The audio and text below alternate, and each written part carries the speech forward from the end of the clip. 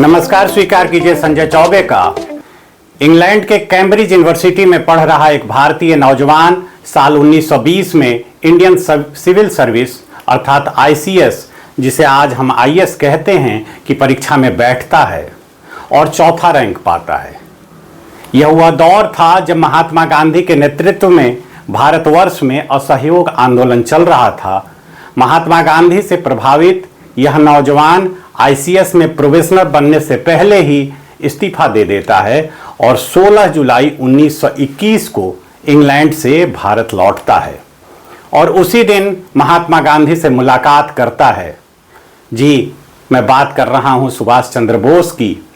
गांधी जी से उम्र में 28 साल छोटे या कि नौजवान सुभाष ने यहीं से कांग्रेस के साथ आज़ादी की लड़ाई में अपने सफ़र की शुरुआत की। आने वाले दिनों में उनका कद कांग्रेस के साथ साथ भारत के राजनीतिक परिदृश्य में बढ़ता चला गया। कांग्रेस में गांधी जी समेत अन्य नेताओं से सहमति असहमति का एक दौर चला। आगे वे कांग्रेस पार्टी के मुखिया भी बने, फिर कांग्रेस को छोड़कर फॉरवर्ड ब्लॉक बनाया और अंत में आज़ाद हिंद फौज के मुखिया बने।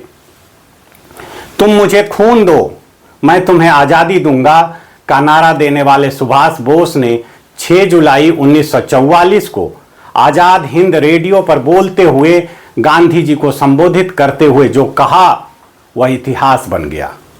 इस वीडियो में हम उस ऐतिहासिक पंक्ति की बात करेंगे, इसलिए कहीं जाइएगा मत, साथ बने रहिएगा। लेकिन उस ऐतिहासिक पंक्ति तक पहुंचने से पहले आवश्यक है कि हम उस दौर की वैचारिक पृष्ठभूमि की थोड़ी बात कर लें। आज़ादी की लड़ाई में महात्मा गांधी की सबको साथ लेकर चलने वाली समावेशी उदारवादी लोकतांत्रिक वैचारिकी के साथ साथ एक बड़ा वर्ग था जो समाजवादी या कि लेफ्टिस्ट विचारधारा से प्रभावित था, जिसमें भगत सिंह, जयप्रकाश नारायण से लेकर पंडित नेहरू और सुभाष चंद्र बोस जैसे बड़े नेता थे। एक दूसरे से मतभेद रहता था। प्रख्यात इतिहासकार रामचंद्र गुहा अपनी किताब Gandhi the years that changed the world 1914 to 1948 में कांग्रेस के कद्दावर नेता सरदार पटेल और सुभाष चंद्र बोस के बीच की असहमतियों का जिक्र करते हुए लिखते हैं, पटेल बोस के कट्टर समाजवाद के विरोधी थे। 1938 में जब गांधी ने कांग्रेस के अध्यक्ष पद के लिए बोस का नाम प्रस्तावित करने का फैसला लिया तो पटेल ने इसका विरोध किया। गांधी ने इस विरोध को नामंजूर कर दिया। 1939 में बोस ने अध्यक्ष पद के लिए जब दोबारा दावा पेश किया तो पटेल ने डॉक्टर राजेंद्र प्रसाद को लिखे एक पत्र में फिर इसका विरोध किया। राजेंद्र प्रसाद को लिखे एक अन्य पत्र में पटेल ने कहा, हम लोगों के लिए सुभाष के साथ काम करना असंभव है।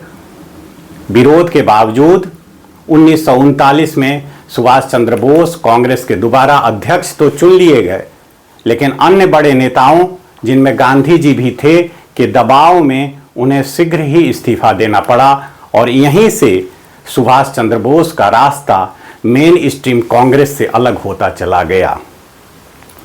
इसी बीच द्वितीय विश्व युद्ध छिड़ चुका था, जिसमें दुनिया भर में हालात तेजी से बदल रहे थे। सुभाष चंद्र बोस भारत से जर्मनी के रास्ते जापान पहुंचे, जहां उन्होंने आज़ाद हिंद फौज को पुनर्गठित कर अंग्रेजों के खिलाफ जंग की शुरुआत की और उन्होंने 6 जुलाई 1944 को आज़ाद हिंद फौज रेडियो पर बोलते हुए गांधी जी को संबोधित किया। भारत की स्वाधीनता का आखिरी युद्ध शुरू हो चुका है। राष्ट्रपिता, भारत की मुक्ति के इस पवित्र युद्ध में हम आपका आशीर्वाद और शुभकामनाएं चाहते हैं। राष्ट्रपिता, भारत की मुक्ति के इस पवित्र युद्ध में हम आपका आशीर्वाद और शुभकामनाएं चाहते हैं। यही वह पंक्ति है जो समय के साथ ऐतिहासिक हो गया, क्योंकि सुभाष चंद्र बोस पहले व्यक्ति थे जिन्होंने महात्मा गांधी को राष्ट्रपिता कहा था। महात्मा गांधी के लिए राष्ट्रपिता का यह संबोधन देखते देखते आम हो गया और सभी उन्हें राष्ट्रपिता कहकर बुलाने लगे। असहमतियों के बावजूद एक दूसरे के लिए श्रद्धा के भाव से इंसान महान बनता है।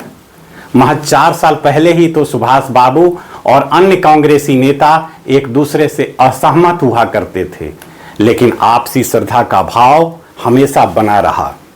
सुभाष चंद्र बोस ने आजाद हिंद फौज के 4 ब्रिगेडों में से 3 ब्रिगेडों के नाम कांग्रेस के नेताओं के नाम पर रखा।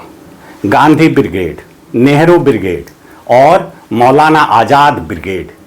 रामचंद्र गुहा लिखते हैं, गांधी व नेहरू की तरह बोस हिंदू मुस्लिम एकता के कट्टर समर्थक थे, साथ ही औरतों की बराबरी के भी। आज बस इतना ही।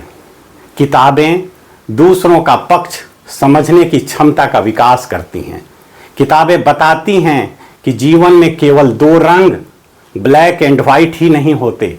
ये दुनिया खूबसूरत है क्योंकि इसका मूल चरित्र सतरंगी है।